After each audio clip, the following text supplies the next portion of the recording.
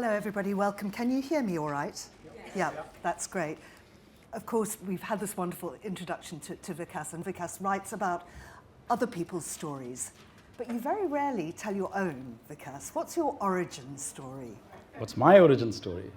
Well, my original name was Kal-El. I was born on the planet Krypton. No, seriously, I mean, who's interested in my origin story? But if you are interested, I was born in a city called Allahabad in India, which is now known as Prayagraj. And I grew up there. I went to Allahabad University. And then I joined the Indian Foreign Service in 1986 and was posted to various countries. My first posting was Turkey. My second posting was Addis Ababa. My second posting was Washington, D.C. Third posting was Addis Ababa. Fourth posting was London. And I was in London between 2000 and 2003. And it was in this city that actually Q&A, which became Slumdog Millionaire, was born. So yes, I think more than my origin, I think it's the place where I worked, where I got the inspiration to write this novel, is I think what matters more. Were you a writer before that, though? I mean, as a kid, was that an ambition? No, I think if at age 6, my mother would have asked me, what do you want to become when you grow up? The last thing I would have said is a writer, because it was just not in my consciousness. I was a reader, pure and simple. And you know, the advantage I had growing up in small town India in that period was that, you know, there was no cable television, there was no PlayStation, there was no distractions which afflict the modern world. So you could either watch a movie, you know, once or twice a month in a theater, or you could read books. There was nothing else to do, really. And I read each and every book that I could lay my hands upon. My grandfather had a magnificent library, about 10,000 books. He was a lawyer, but he had interest in other things apart from law. So there would be Khushwant Singh's, you know, Train to Pakistan. There would be Franz Kafka's Metamorphosis. There would be Albert Camus' The Outsider. You know, all those books were in his library. And I think that's really, in a way, partly I joined the Indian Foreign Service because having read all those books, you know, having read Enid Blyton and wanting to know what a scone is, you know, sort of encouraged me to join the Indian Foreign Service, explore the world, and find out, you know, what other cultures are all about. And you've certainly done that hugely impressive list of countries, and I think we'll talk a little bit more about that later on, but let's come back to London and Q&A. And you've got this very busy job, so when are you writing? Yeah, so basically, I was the political counselor in London between 2000 and 2003, and at that time, as you know, the Second Gulf War was happening, so I was tasked to report on that every day. And what happened was that my posting in London was coming to an end, and I was posted back to India. But just as I was about to leave for India, I was told that the Prime Minister of India, who at that time was Mr. Atal Bihari Vajpayee, is going to visit London in September, so you cannot leave till you have handled that because you're the political counselor. So my wife said that, look, you can hang on here and service the Prime Minister, but I have to go back to India because the school session in India starts in April. So she said, if I go in September, then they would have lost 6 months. Yeah. So Aparna, my wife, and our 2 sons, they went back to India in June. And from June to September, I was all alone in London. So on the positive side, I had no comfort of home food and things like that. But on the negative side, I had no comfort. But on the positive side, I had no distractions. You know, I was not dealing with my wife's shopping list or my kids' homework. And that's when this idea struck me, that why not write a story based on a quiz show? To give the message that the greatest teacher in the world is life itself. And that's how Q&A was born. And believe it or not, because I was in a very busy day job, I could not write anything Monday to Friday. So Monday to Friday, I would be in the office in Aldwych from 9 to 5:30, come home, do my research. And then on Saturday and Sunday, those are the days, when actually I wrote this book. So this entire book was written about, 13, 14 weekends. That's extraordinary, yeah. So quickly. So obviously the book then becomes a bestseller. Which came first, the film or the book exploding in popularity? Well, obviously the book came first, as it always does. So I wrote this book in 2003. It was picked up by Random House, Doubleday imprint, in 2003, but they said, this is a big book, and we want to publish it with a lot of fanfare, and all our big books are already lined up, so we'll publish only in 2005. So I said, okay, I mean, I have no choice, I have to accept that. And I got a call from Tessa Ross of Film 4 in 2004. So the first question I asked her, that how do you even know I've written a book, because it's not been published yet? And she says, no, your publisher tipped us off, and we love this, and we think it will make a great movie. So please give us the rights. So, you know, first-time author, I had no clue about this film business, etc. I said, where do I sign? They said, please sign on page 72. I signed on page 72, and that's what it was. Wow. I mean, so... But the book had already gone into 37 translations before the film came out. Now it's in 47, so maybe you can say 10 maybe came as a result of the popularity of the film. But I think the book had done fairly well on its own, without the backdrop of the film. Were you involved in the screenwriting at all? No, you know, for the film people, the Bible is the screenplay. And I was not, you know, I mean, I was a first-time writer, let alone, I mean, how would they entrust me with a screenplay? In fact, they had no connection with me at all beyond taking the rights. What I discovered when I was in India at that time, that they were arrested at the Taj Mahal for shooting without permission. And that's how I realized that, oh, they've started shooting this film. Extraordinary, extraordinary. But you did get involved with it later. I mean, well, in the sense, because I had a British contract, so the advantage of a British contract is that they give you what is called creative control, in the sense that they have to show you the script and you have to sort of sign off on it and say that, you know, it's okay. And they showed me the script, and, you know, in the first version of the script, it was a story about two brothers. One was called Ram and one was called Salim. And I had to very gently point out that in India, you don't have a Hindu and a Muslim in the same family, you know. Yeah. How different is it, the book to the film? Look, I would say the unique thing about that book was it was a new way of telling a story. Because the narrative structure was very unique. It was a fresh narrative structure where I am revealing the private life of my protagonist through the public spectacle of a quiz show. And I think the same narrative structure has gone into the film as well. Because there also you have, you know, a question on the quiz show, and then how that enabled him, you know, how that relates to some aspect of his life. What they changed was they changed some of the stories. Because, you know, if you look at my book, objectively speaking, it has the overarching framework of the quiz show, but you can read those 12 stories as 12 independent short stories. Yeah. Because every story, you know, has a beginning and an end, so to speak, and then you move on to the next phase of my protagonist's life. So I think there they did not have the budget. Simon Beaufoy, when he met me at the London launch in April 2005, he said that, look, I love your book, but first of all, the title you have is called Q&A. This is the original of Humphrey Huxley, who's sitting right there. He just gifted me this copy, which I had signed for him, with all the people who were there. Yeah. So he says the film will not be called Q&A, it will be called something else. He later on discovered Slumdog Millionaire. So the title will change, number one. Number two, we do not have the money to translate all your stories onto celluloid. So we will, you know, take a few and then add a few of our own and things like that. But he made a promise that he will be faithful to the soul of my novel. So I knew then that the body will get mangled. Yeah. Then it went on to just explode. Yeah, it did, because I think it was the right film for the right time. You remember when this film came out? The film came out at the end of 2008. And what do you remember about 2008? The global financial crisis. So that was a period when people were losing hope, people were losing jobs. They wanted something that could inspire them. And, you know, if you remember, in the London double-decker buses, the film was advertised as the feel-good film of the decade. You know, that you are here, you're moaning and groaning that you have, what, $5,000, 5,000 pounds in your bank account. Look at this guy, he has nothing, and yet he's optimistic, and he won £1 million on the quiz show. So I think, you know, because this film came at that particular point in time, of course, it was a well-made product, there's no doubt about it. I mean, it had fantastic acting by the child actors. It had wonderful photography by Anthony Dodd Mantle, who actually captured the alleyways of Dharavi in a very kinetic way. You know, I mean, you have a sense of immediacy, and you had the wonderful musical score by A.R. Rahman. So yes, the package was a very good one, but it may not have won the Best Picture at the Oscar, but for the fact that it was the right film for the right time. Because don't forget, 1988, a very good film came out also by. It was by Meera Nair. What was it called?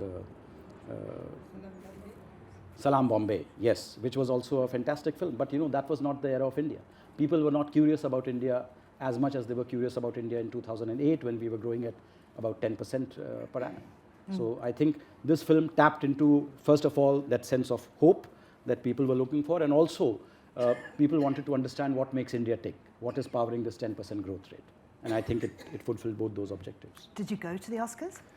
Yes, I did. I was posted in South Africa at that time, and I think Danny was very keen that, this is like the last leg, because the BAFTAs happened, and I just got an invitation that you're invited to the BAFTAs. There was no ticket or anything like that, So I said, I'm not spending $3,000 and coming to the BAFTAs and things like that. So the Golden Globes happened. Again, I got an invitation, but no ticket. BAFTAs happened, invitation and no ticket. But for the Oscars, I did get a ticket. So I said, okay, I will go. So I did go to the Oscars, and it was really quite amazing, because I think it was the first time that Bollywood, which was really seen as something which appeals only to a diaspora and a very limited section of the cinema-going audience, appeared as a mainstream film in Hollywood. And it was an incredible experience. There is no doubt about it. Tell me about the experience. Yeah, so I think the Oscars, when you go to the Oscars, you get a huge list of do's and don'ts. Do not come with a camera, do not come with a recording device, do not, you have to be in a formal dress, this, that, the other, you can't do this, you can't do that. It's like 26 points. I said, yes, in any case, I'm not taking a camera. I just went with a copy of my book. And I did not wear their, the black tie. The black tie. I wore my Indian bandgala because I was a serving diplomat, and I thought, I should go in my traditional outfit rather than a Western outfit. And I went there, and we were given a very nice seat. And in fact, the lady came up to me and said that, look, there are going to be a lot of cutouts from you guys, so you better ensure that you are at your best behavior, you're not picking your nose and things like that, because, otherwise you'll find yourself in a very embarrassing situation. So, of course, I was seated in row E. I think I was in E32. Next to me was E33 was Irfan Khan, and E34 was Anil Kapoor. And that's how we were keeping count of, so Anil Kapoor would ask me every time, how many have we won? Because, as the evening progressed, we started winning, from the get-go. And then the thing about Oscars is it's a very controlled function at the beginning. You cannot walk on the red carpet where the stars are walking. You have to walk on the side and things like that. Of course, once you have crossed the red carpet, then it's free for all. You can meet whoever you want. So I met Meryl Streep, I met Will Smith, I met, Prince, and I couldn't talk to Prince because I said, I think he's a glyph, he's a artist formerly known as Prince, how do I address him? And it was a mistake. So anyway, it's a very orderly thing as long as the Oscars are held. And the interesting thing about the Oscars is it happens exactly like you see it on the screen. In the sense, there'll be a 10-minute ceremony, and then there'll be a 10-minute break where advertisements are shown. And nothing is happening in the Kodak Theatre at that point in time. But once the Oscar ends, then nobody is bothered. So there was nobody to guide me, where do I go? So maybe I took a wrong exit, and I entered a room, and I discovered I have entered Jennifer Aniston's makeup room. With Jennifer Aniston in With it? Jennifer Aniston there. So Jennifer Aniston looks at me, she says, yeah, this is this Indian guy in a black bangala, and I had a copy of my book, and she says, so you are the man? I said, yes, I am the man. And then we had a 10-minute conversation about India, and she says, I love India, this, that, the other. And then she says, okay, I'm leaving, why don't you come with me? So I said, okay. I went with her. And she took me down a staircase, etc., down to a parking lot, and then she, tells this guy, the attendant there, that, can you get my car? Of course, Miss Aniston. And then he mumbles into his mic, and, a sleek car limousine lands up, and Jennifer gets into it, and she says, I hope you enjoy your rest of your stay in Los Angeles. Bye-bye. And she goes off. Then I tell to this guy, I say, can you call my car? He says, who the hell are you, sir? You've come the wrong way. Please go back.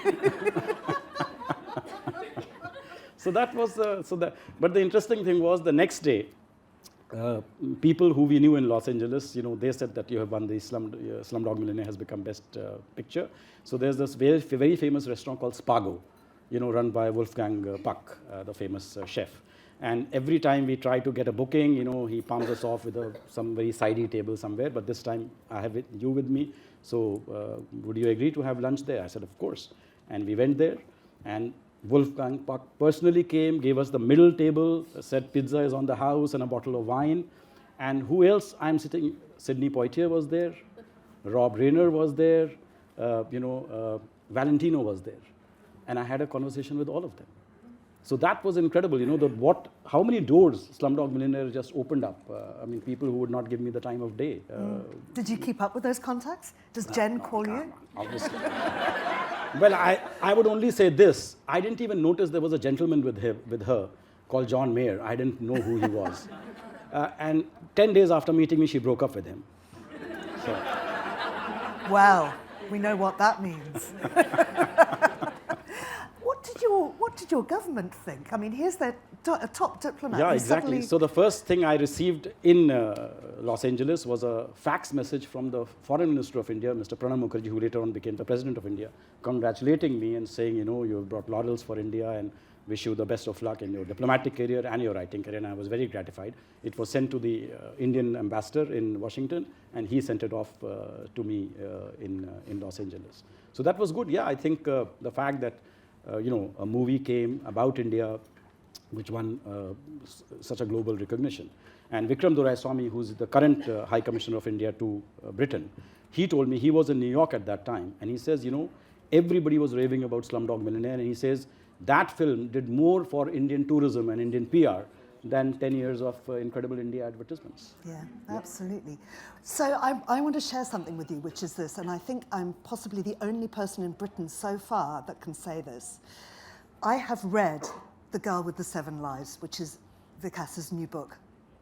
It's even better than Q&A. Oh my God.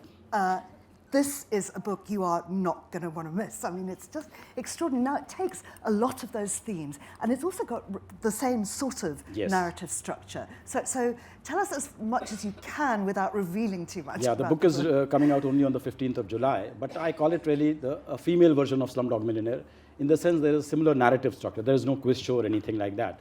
But there also, there is a backstory, and then there's something that happens to this girl.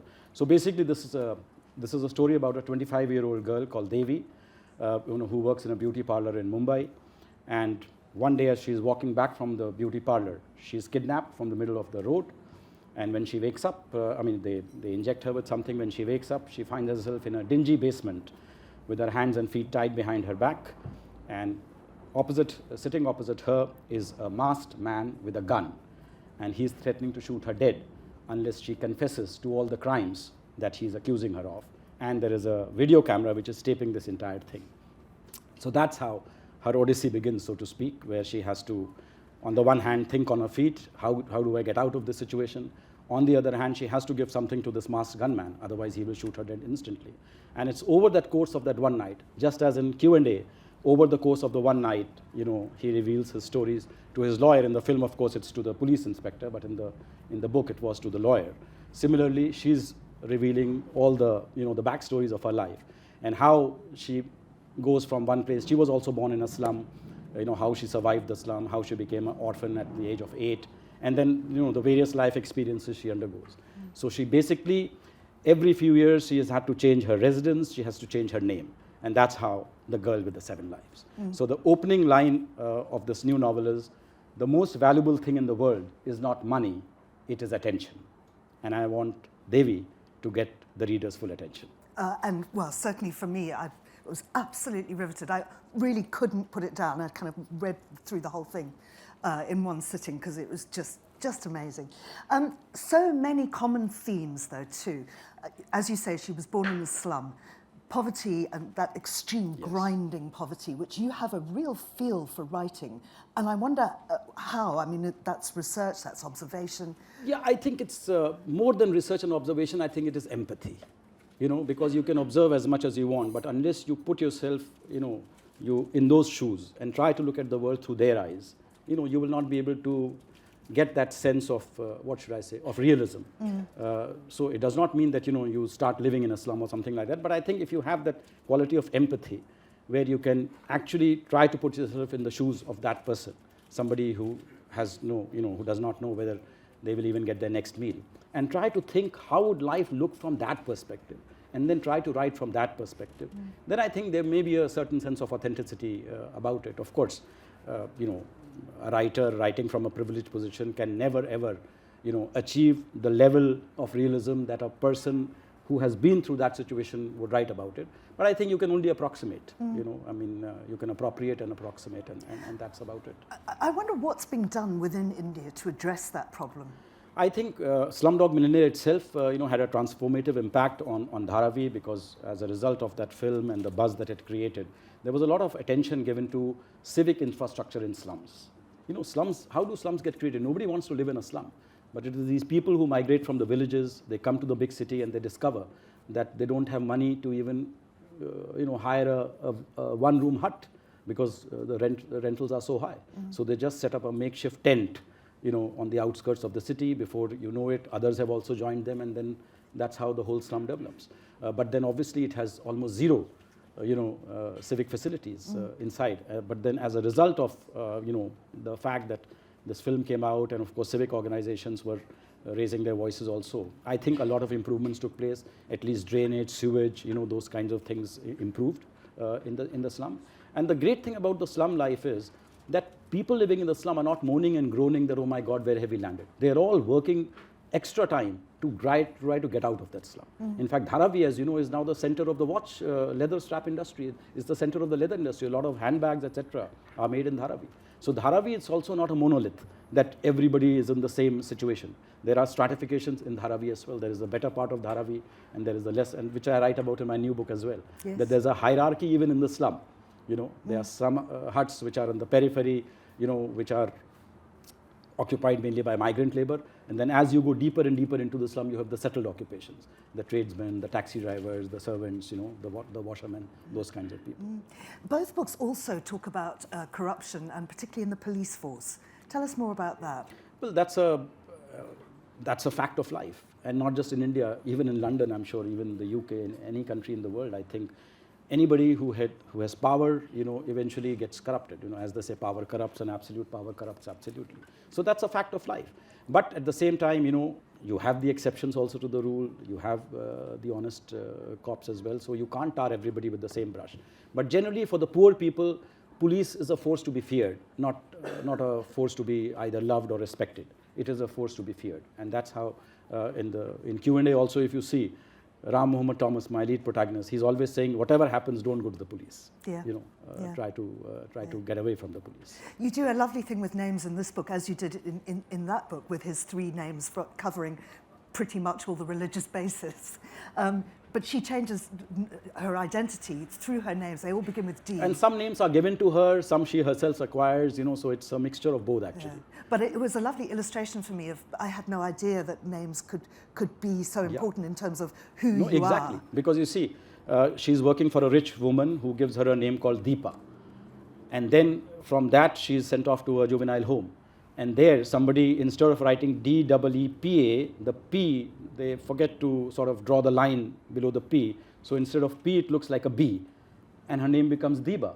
And from Hindu, she becomes Muslim.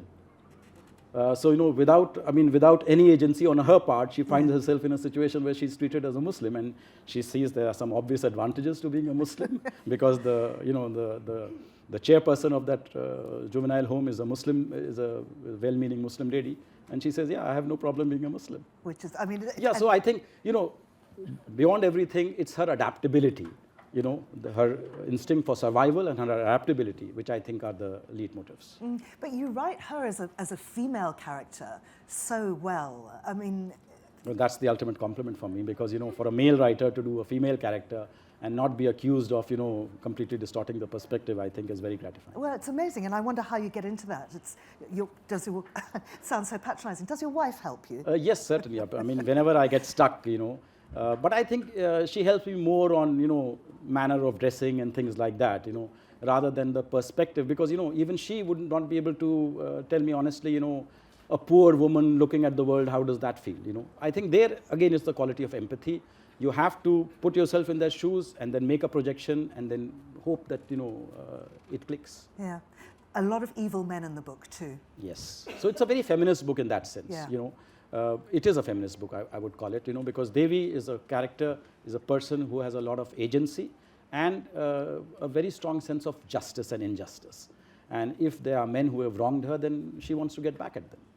And she does. Yeah, I mean, she but manages the evil that men do, I think we lives long we after. also know that. Yeah. Exactly.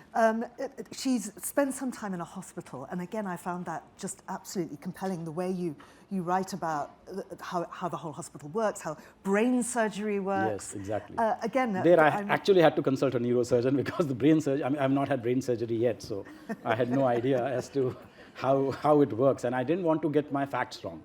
So I was introduced to a very, very good neurosurgeon, and I spent quite a lot of time with her to understand the intricacies of, when somebody is cutting through your brain, what happens, what are the kinds of instruments that you get hooked up and things like that. Because, to create a realistic backdrop, the research is very important. Without that, people will just give up. I mean, I want that even if a neurosurgeon reads the book, he would not be able to find fault with what I'm depicting there. Because I got her to read this part as well, and she said, yeah, this looks okay to me. Now, at one point, I mean, she is a violent person. Circumstance has made her into this. But one never loses empathy for her. She's a very likable... because her humaneness, I think, her humanity, I think that shines through. Yeah. And because, she has been in that vulnerable situation, she knows what it means to be in that situation for someone else. So she has that sense of empathy. She wants to protect a person who's, as we see in the hospital scene, for instance. Yeah. I mean, I don't think we can reveal that much, but I think when readers pick up the book, they will find her a luminous character. And of course, it's a thriller too. Yeah, I call my books social thrillers. Look, I'll tell you the inside story of how I got to write social thrillers. When I started writing Q&A, I had actually not read Indian writers in English at all, beyond maybe Khushwant Singh. I had not read Indian writers in English, and I said, I want to write a thriller. So I said, let me first find out who are the great Indian thriller writers. So I was living in Golders Green at that time. I went to the Golders Green library, and I said to the librarian, I said, give me 10 best thriller books by Indians. She says, by whom? I said, by Indians. She says, I can't recall a single one. I said, what do you mean? Come on. We are a nation of we were, I think, 1.2 billion at that point. I said, how come we have not written thrillers? She says, no, you have not. So I said, okay, who are the writers you know of?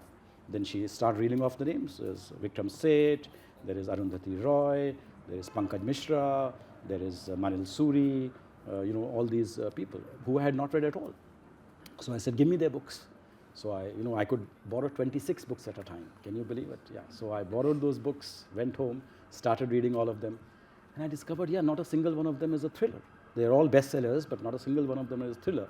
What were they about? They were all about society, about the social structures, the social mores. It was about that. So I said, no, which means if I write a thriller, it's not going to work, because Indians maybe don't write good thrillers. But I said, society is too boring. If I just write about society, that's not what I want to write about. So I said, can I marry these two? Can I write about society, but in a thrilling kind of way? And that's what I did. Extraordinary. You were telling me a little bit earlier about being on a plane in South Africa. I would love it if you could tell that story. So that's basically, I was talking about the duality, that for many people, it's very difficult to accept that a diplomat can also be a best-selling author, So this is a little episode of what happened when I was posted in South Africa as Deputy High Commissioner. So I was traveling in a plane from Durban to Johannesburg, and I went into the plane and I sat down. And a little while later, a white South African guy, he comes and sits down next to me. And then he got talking, he says, what do you do? So I said, I'm the Deputy High Commissioner of India. And he says, well, my name is John, and I work in the IT sector, and we have a bit of a business with India. I said, fine. And then the plane takes off, and then he takes out a book and he starts reading it. And I notice he's reading Q&A, because this is 2006. The book had come out and it had already reached bestseller status.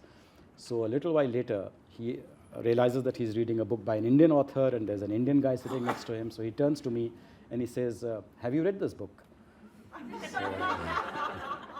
So I deadpanned. I said, I wrote it. He says, no, seriously, have you read this book?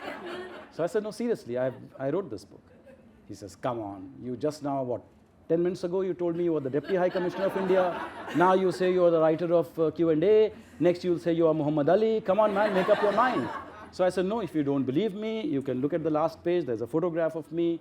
So he looks at the last page and he says, no, this doesn't look like you. Because, they always make the author more handsome than he actually is. So then I had to actually show him my boarding pass. And I said, look, this is my name. Oh my God, this is a story for my grandchildren. Can I have your autograph? But the point I'm making is that he could not believe that the Deputy High Commissioner of India, a diplomat, could also be an author, because somehow in people's mind, these two are not very compatible roles. Because, the best definition of a diplomat that I've heard is, a diplomat is someone who can tell you to go to hell in such a way that you actually look forward to the trip. But a writer has to tell it as he sees us, without pulling any punches. So I think there is this dualism, there is this contradiction between those two roles, and that's why I suppose people find it difficult to absorb the fact that a diplomat can be a writer, at least a fiction writer.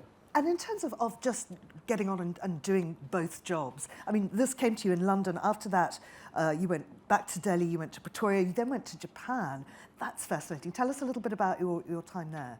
So Japan was a very fascinating place to be in. In fact, I went to Japan in the immediate aftermath of Slumdog Millionaire having been released as a film. So I was lauded, I got so many invitations, I can't tell you. Normally, when a new consul general arrives, and I was in the Kansai region, not in Tokyo, I was in Osaka. Normally when a new consul general arrives, the governor deigns to meet the new consul general maybe after 3 or 4 months, when enough consul generals have arrived and there are 7 or 8 people, and then the governor says, okay, let's finish them off in one go. But I arrived, and within 1 week, I got a message that the governor wants to meet you, because obviously he had heard of Slumdog Millionaire. So I would say many more doors opened up for me than would have opened up for a normal diplomat, so to speak. But Japan was fascinating because, for one, I think it's really one of those countries where the ancient and the modern coexist so well. I mean, on the one hand, you have bullet trains going, on the other hand, you have geishas, who are still functioning the way they used to function in 16th century, 17th century. So it's really remarkable how they have managed to coexist, with the ancient and the modern, and their whole worldview. Like in Tokyo, this is an actual statistic. In the Tokyo metro, if you leave your purse, if you leave your wallet behind, there is an 80% chance of getting it back. I'm told in the London metro, there is a minus 500% chance that you don't have to leave it behind, somebody will take it out, isn't it? So I think that's what comes from, the different worldview. And it's a very homogenous society too. It's a very homogeneous society, there's no doubt about it. And that's why for them, just capturing India, I know, makes their head go crazy, because they just cannot understand that a nation could be so diverse, that, there are 23 official languages, and of course the way we drive our cars and things like that, all these Japanese businesses, and my main job was to promote Japanese businesses into India. All of them would say, Swarup-san, can you come and take us with you to India, because we are very scared of, what's going to happen there to us, so to speak. Yeah. And that diversity, of course, just back to the book, to both books really, to all your work, I mean, you've done 4 now, is really captured. You really go into... Yes, and that's why my choice of narrative structure. Because you see, India is probably the most complex and most diverse country on the planet. Not probably, it is the most complex and most diverse country on the planet. So a single narrative cannot do justice to more than maybe 0.01% of the Indian reality. And I try to capture a larger slice of that reality, and for that I adopt these narrative structures. So in the first book, Q&A, the structure was very simple. He's asked these 12 questions, and each of those questions takes him to a different facet, a different strata of society. And that's how you get a much wider coverage than you would through a single narrative. In my second book, 6 Suspects, there are 6 different people who are accused of being accused of being suspects in a murder investigation. And each of these 6 suspects comes from a different strata of society. There is a Bollywood star, there is a mafia don, a politician, there is a mobile phone thief who works by stealing people's mobile phones, there's a tribal from the Andaman Islands, there is Larry Page, who works in a Walmart in Texas and who comes to India in search of a mail order bride. So the idea was, and there is a very powerful ex-bureaucrat. So the idea was to look at India through the eyes of these 6 very disparate people. And again, you get a much wider coverage. In my third book, The Accidental Apprentice, it's about a young girl who's offered the job of the CEO of a $10 billion company out of the blue. I mean, she has no background in finance or economics or anything like that. She's working as a sales clerk in an electronics boutique. And India's 10th, third richest man comes and offers her, that I want to make you the CEO, provided you pass 7 tests from the textbook of life. So those 7 tests, again, take her to a reality show, take her to a village in Punjab, take her to a kidney organ donation racket and things like that. Again, the idea is, you get a much wider coverage than you would get if you were just writing about one family in one location. And then And this book. and this one, of course. Yeah, Yeah, yeah. exactly. 7 lives. After Japan, you went to Canada. Well, after Japan, I came back to India, became the official spokesperson, and then went to Canada as High Commissioner. Go back to official spokesperson. Yeah, that was a very tough job because, every Thursday at 4 o'clock, I used to hold a press conference where 70 journalists, much like this room, would sit in front of me and they could ask me any question under the sun. And, a good official spokesman can take a pass on one, maybe two questions. I'm sorry, I don't know the answer, I'll get back to you, but more than two, you're not a good spokesman. So it was literally, I'm scanning through the newspapers, trying to figure out what are possible questions can be asked of me. And then getting the line joint secretaries to tell me the answers, because the idea was to ensure that I know the whole syllabus and no questions come out of syllabus. But it was a burnout job because, you can't really do it. So I did it for 2 years. But then I said, I have had enough, I need to leave. Yeah, because, it's one of those jobs where you do a good job, nobody says anything. You make one mistake and your head is on the chopping block. Yeah. Yeah. So you then went to Canada and you were the High Commissioner there. Yes. So I chose Canada, Georgina, for a very strategic reason. I wanted to write my new book. And I thought Canadians are like Americans with better healthcare and no guns, which means they work very hard Monday to Friday, but Saturday and Sunday you cannot disturb them. Saturday and Sunday, unless there's Third World War, you cannot disturb them. So I said, Monday to Friday I'll also work very hard, but Saturday and Sunday I'll write my book. So I said, they gave me Canada, I went off to Canada, and then I discovered there's something called the Indian community in Canada. 55,000 of them in Ottawa alone. And whether it's their children's birthday, or whether it is Holi, or Diwali, or Good Friday, or Eid, or Christmas, everything happens on a weekend. And all of them want the High Commissioner. So that's why, all my weekends were destroyed, attending community functions and whatnot. And that's why the book could not be written, even when I was in Canada. So only when I retired from the Foreign Service in June 2021, that's when I turned my attention to what's my next book going to be about, and I managed to finish it in about 2 years. And when you returned to Delhi, of course, you then took up the job as Secretary West. Just explain what that means. So basically in India, you have the permanent Under-Secretary here in the FCO, you have the Foreign Secretary, and then he's assisted by 2 secretaries. One is called Secretary East, who looks after relationship with countries to the east of India, and one is called Secretary West, who looks after relations with countries to the west of India. So I was Secretary West, and which meant all of Europe was under me, and that kept me fairly busy, except my period as Secretary West coincided with what is known now as the COVID-19 pandemic, which meant that, instead of traveling all across the world, I was basically doing online interactions with my counterparts in all kinds of countries. But still, it was an interesting thing because, it's a very responsible position. All the high commissioners and ambassadors in Delhi, for them, you are their primary point of contact, the senior most point of contact. So it was good. But except, as I said, I wish it was in happier circumstances and not the pandemic. Just tell us about India's foreign relationships, because it's quite hard to categorize in terms of it does seem to be in a position where it doesn't have to choose. Well, yes, in the sense, I think India's great advantage is that we can talk to everyone. So, as you know, we have a very strong relationship with Russia, but we also have a very, very strong strategic partnership with the US now. Prime Minister Modi can go to Saudi Arabia in one weekend, and next weekend he can go to Iran. So, for us, the whole world is our constituency, and we can talk to anyone. And of course, I think what we have tried consciously is to act as the voice of the global South. So, last year we held the G20 summit. India was the chair. And one of our first decisions there was to admit the African Union as the 21st member of the G20. So I think that is something we are very proud of. And the fact that, for us, there are no enemies as such. We can talk to the whole world. And the whole world is ready to accept and to listen to our point of view as well. Of course, there are some things which still need to be fixed. The UN Security Council, for instance, which is still mired in the geopolitics of 1945, not of 2024, needs to be reformed, etc. But, these are all the hard grinds of diplomacy which take their own time. And the BRICS partnership? The BRICS is also there, so that's what I'm saying. We are members of the Quad, where you have the USA, Australia, and Japan as your partner, and you have the BRICS, where you have Brazil, Russia, India, China, and South Africa. So as I said, we have foot in all the camps, so to speak. Because I think for us it's important that we hedge our bets. We don't put all our eggs in one basket. It's important that we keep up a communication, keep up a dialogue with other partners, which the West might not be fully in sync with. But from our worldview, we can talk to everyone. And do you think that that is changing in terms of a lot of people say that BRICS' primary aim is to have a new world order, to get away from... Yeah, but there I think India acts as a check that, we don't want BRICS to become an anti-Western institution because we have equities with the West. So by having India in the BRICS, in a way, you will ensure that it does not become an extremist organization which is targeting the West all the time. We will act as a force of moderation and balance and ensure that, we don't do anything which sort of completely takes us out of that camp and into a different camp altogether. Yeah.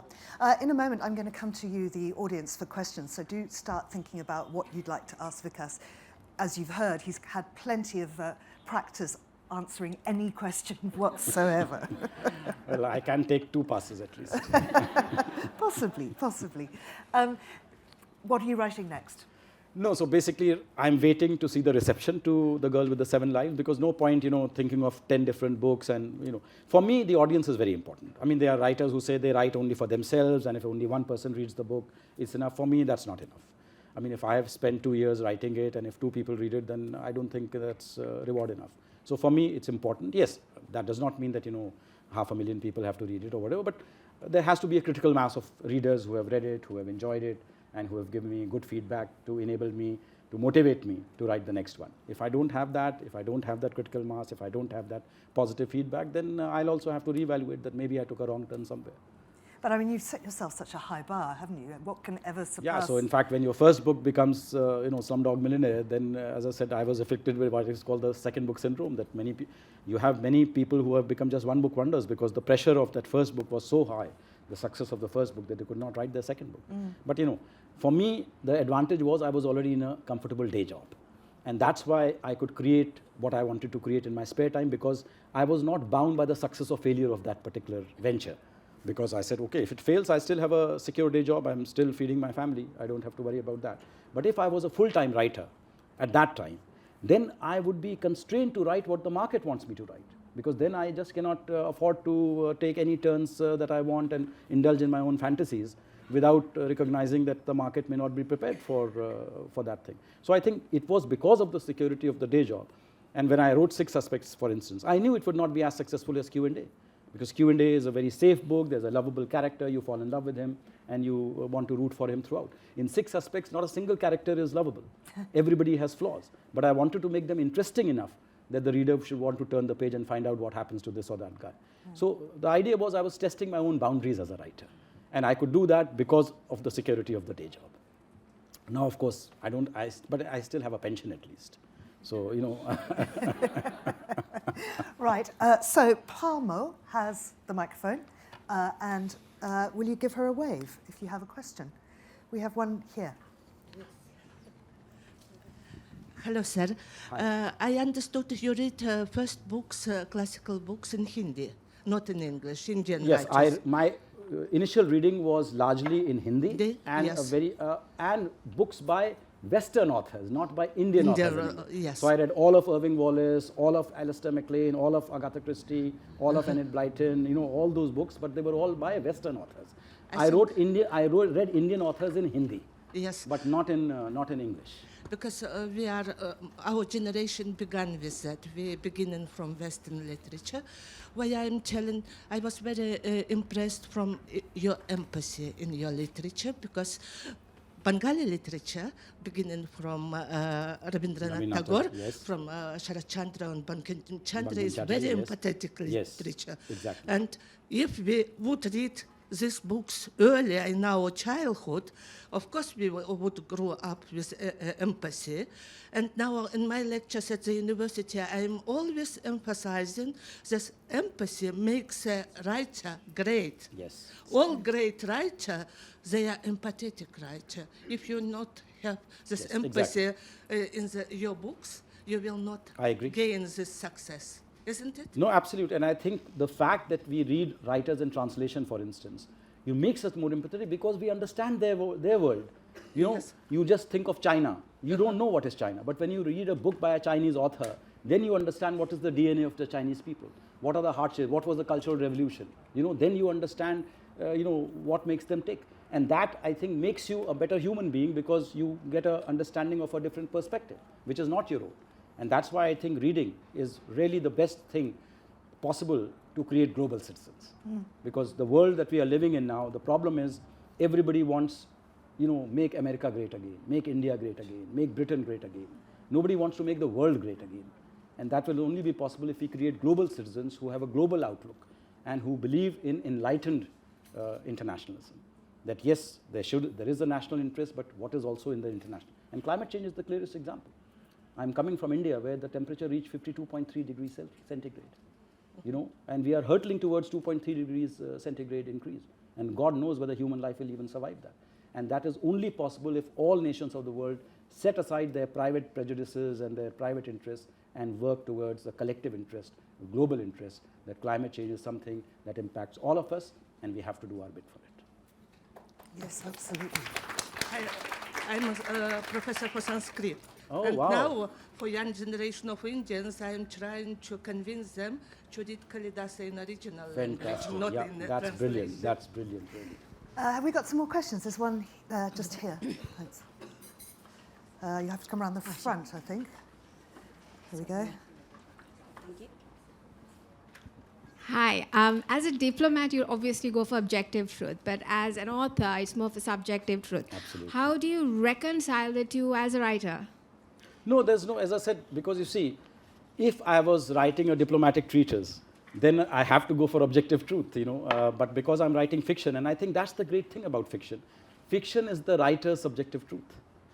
It has no relationship to objectivity. You can even replace the laws of physics if you are so interested. I mean, look at magical realism, for instance. Look at Haruki Murakami, where, cats can fall from the sky.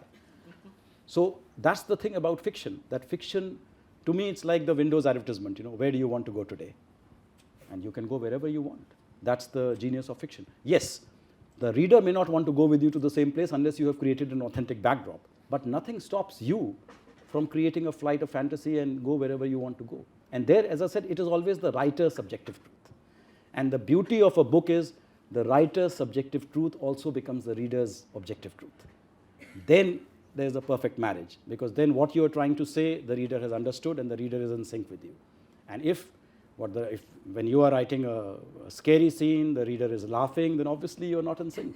So I think to me, that's the important thing. But every book is a very personal book.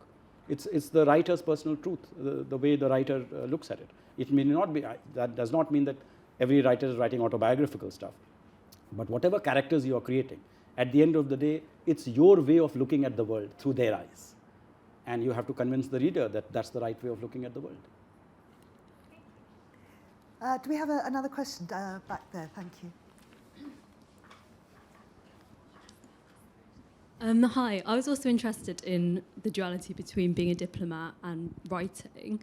And I was just wondering, what was the most important skill you developed as a writer that helped you as a diplomat?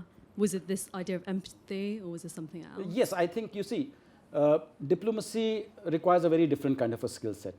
Diplomacy is all about compromise.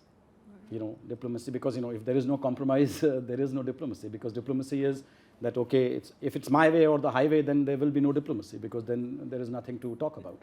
But only if you, allow the art of compromise, okay, maybe 10% I can take from you, but 30% you take from me, or whatever, then there is a compromise. A writer, I think, has to have a different skill set. Those things that operate in diplomacy. The only skill I think I could carry from diplomacy to writing was the fluency with words. Because, for a diplomat, the most important thing is how do you use language? Because one wrong nuance can send relations with another country into a tailspin, where instead of the right word, you use the wrong word. And, every word counts. And I think it was that training as a diplomat. What is the value of words? What is the importance of words? That, I think, comes in handy when you are trying to create something other than official reports. You're writing fiction. Then at least that fluency with words and knowing what is the value of words, which is the weightier word, which is a less weighty word, having that sense. And that's why I think a lot of Indian diplomats have become writers. In fact, there is so many writers that people now even talk about an Indian Foreign Service school of writing.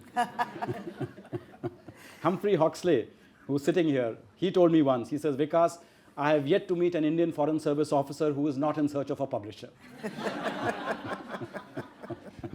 Another question from the floor. From Humphrey. Humphrey himself. I wonder, Vikas, could you expand a little bit on this theme of hope and the individual and the grassroots poverty, and also link it in with what you just said about the world? Because we have this debate going on at the moment where India sits in the middle of autocracy, democracy, the dream. And you've really nailed down the individual, finding a way through to get to something. If you're sitting in America, Trump's America, or whatever we've got in Britain, nobody knows at the moment, or Modi's India, or Xi's China, which one has got the best chance of that dream and that hope?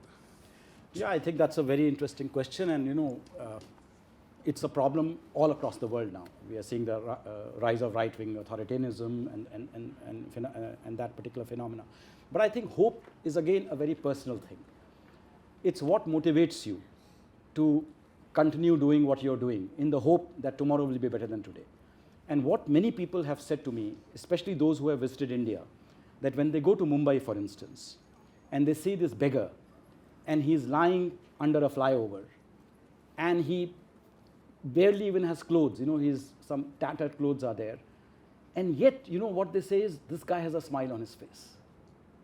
And that to them is very empowering, that look, I am worried about, my bank balance, and I don't have this and I don't have that. This guy has nothing, and yet he has a smile on his face because he knows his tomorrow will be better than today.